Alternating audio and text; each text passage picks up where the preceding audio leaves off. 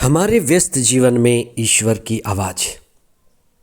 इस दुनिया में करोड़ों करोड़ों लोग हैं, जिसमें अधिकांश लोग दुखी हैं। उनके दुख का मूल कारण क्या है? कुछ लोग बड़े आनंदित हैं, प्रसन्नचित्त हैं। उनके आनंद का क्या कारण है? आज हम इस पर विशेष चिंतन करें।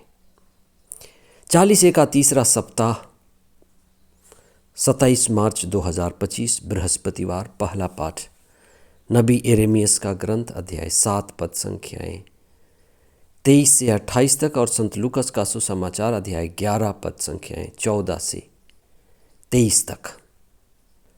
अपने अंदर दीपक जलाना, स्वयं को प्रकाशित करना और आलोकित करना सबसे बड़ी सफलता है। और अंधेरे में रहना, खुद के अंधेरे को नहीं समझ पाना और अंधेरे द्वारा संचालित होना हमारे दुख का मूल है और वही दुख का कारण भी है। संत यूहन्ना अपने पहले पत्र में यह कहते हैं कि कौन इस संसार पर विजयी होगा, और वे कहते हैं कि वही जो ईसा पर विश्वास करता है। ईसा यानी प्रकाश, ईसा यानी प्रज्ञा, ईसा यानी सत्य,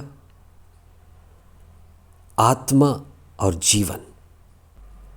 इसीलिए जब ईसा के रूप में हमें प्रकाश मिलता है तो हमारी अज्ञानता, अंधेरापन दूर होता है। सत्य मिलता है तो झूठ हमसे दूर भागती है। हमें जीवन मिलता है तो हम मृत्यु पर विजय पाते हैं।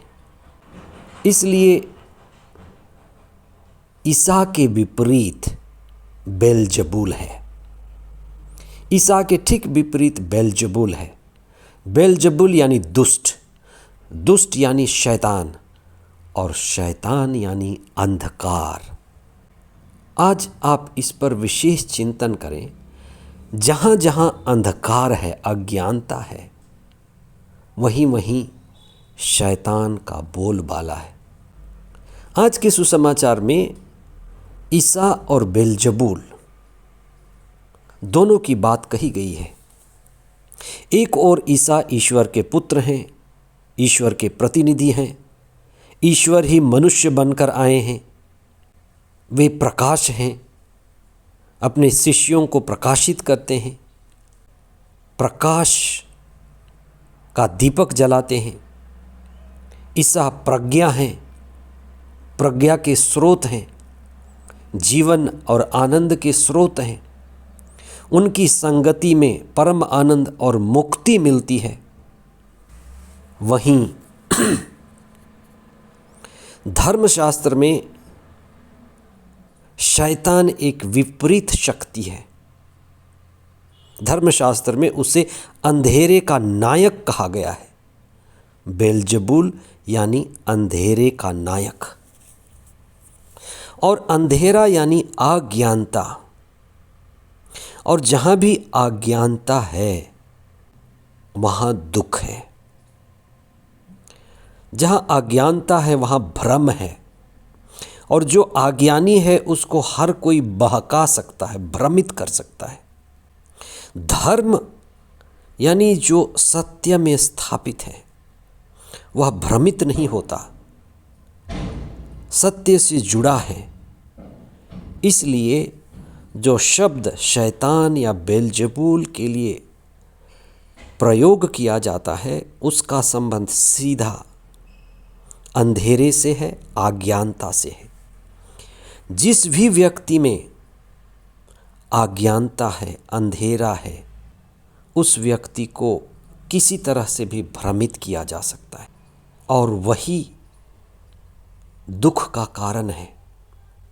जो सत्य में स्थापित है, जिसे ज्ञान है, जिसे प्रकाश मिल गया, उससे भ्रमित करना संभव नहीं है। वह आनंदित होगा। इसलिए आज आप इस पर विशेष चिंतन करें कि जो धर्मशास्त्र हमें मिले हैं वो हमारे अंदर प्रकाश लाने के लिए है, मुक्ति और जीवन की ज्योति लाने के लिए है। और जहाँ भी सत्य का प्रकाश है, आत्मा का आनंद है, वहाँ ईश्वर का राज्य है। इसलिए या तो हम प्रकाश में हैं या तो हम अंधेरे में हैं। 40 के इस समय हम विशेष प्रार्थना करें कि हम प्रकाशित हों, धर्मशास्त्र की गहराई को समझें, कुछ समय मौन होकर आत्मा और आनंद में जीवन बिताएं। हम सदा प्रकाश की खोज में लगे रहें और अंधेरे को दूर करें। अंधेरे को दूर करना ही दिव्यता का, आध्यात्मिकता का अनुभव है। आमीन।